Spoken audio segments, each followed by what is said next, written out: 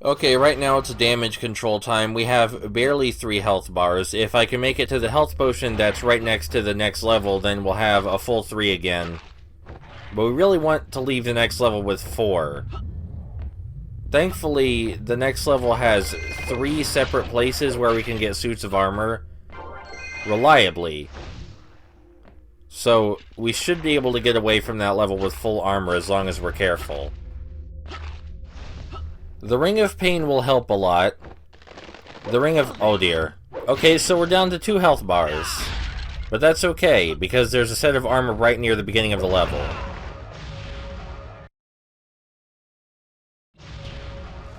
The Ring of Pain means that our shockwave now actually causes damage to enemies.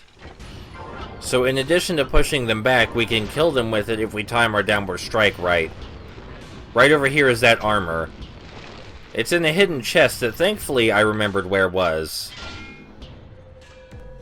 Now if we can just hold on to this 3rd health bar long enough to get to the next set of armor, then we'll have our 4 health bars back. And we kinda need that buffer. Oh, the storm shield. This will help. The lightning shield, again, is better for actually defeating enemies. And it may be better in general, depending on how you look at it. Because if you use it right, it's a complete death machine. But for the hell levels, I'm always in defensive mode. Over here is a secret area that we're not going to bother with, because there are a lot of enemies on those gears. It's really bad when I rewatch these recordings or am talking over them and I realize that if I just had used the lightning shield, more things would have turned out so much better.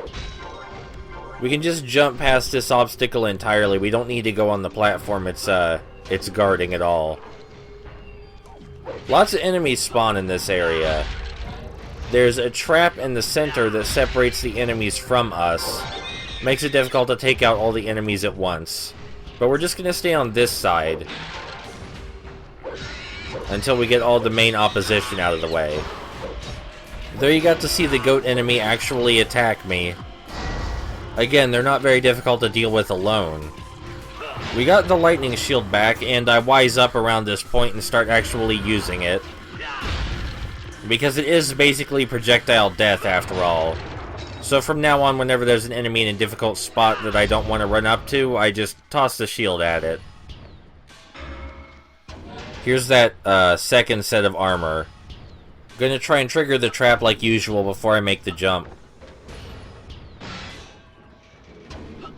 And now we've got our 4 health bars back. Not a full 4 health bars, but if we can make it to the next set of armor, here's the lightning shield again. If we can make it to the next set of armor with this 4th health bar still attached, then we'll be all good. The next armor isn't even that far away, it's just up this hill. I mean, I guess just up this hill is kind of a long way in Maximo, but I'm sure we can make it. There's an enemy past one of these traps that just spawns right in front of it, so you have no room to attack it. That's what the lightning shield is for. I hope I'm demonstrating properly exactly how useful the lightning shield is, because it's just death. Now, if you jump and throw the shield, so that way only the lightning hits the enemy instead of the shield itself, then you won't lose any of your shield's health bar. But I'm a little scared to do that in these levels, because I don't want to fall off the edge. Even though our shield is getting quite a bit of use in this level, it's nothing compared to the use it's going to get in the final world. And depending on how many coins we have when we get there, we might grab something special to make it even easier for us.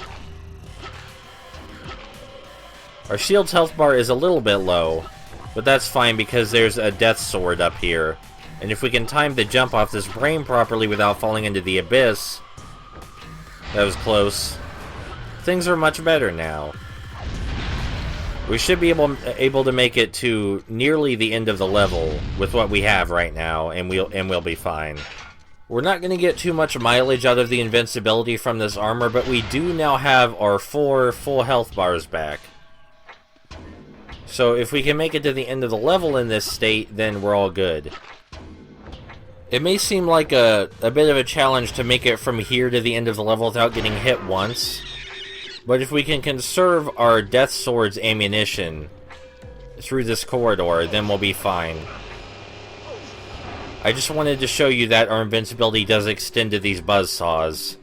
As far as the buzzsaws themselves, when they start spinning, that's when they're about to launch towards you, and that's when it's time to start jumping. It's easy to psych yourself out and jump or duck too early. Ducking is what we're going to be doing here, not jumping. But the timing isn't that bad once you get used to it. There's a few more enemies and then a final set of buzzsaws and then the onslaught of enemies before the end of the level. But we have plenty of ammunition in our sword left for that. By the way, this sword that I keep calling the Death Sword is actually called Armageddon. That's its official title. I think I prefer the official title. And here's the last group of enemies and the most satisfying combat section in the game. When did Maximo become Dynasty Warriors? I don't know. But holy shit, that was satisfying. And we're at full health, which means we're now back in the game. Nothing to worry about.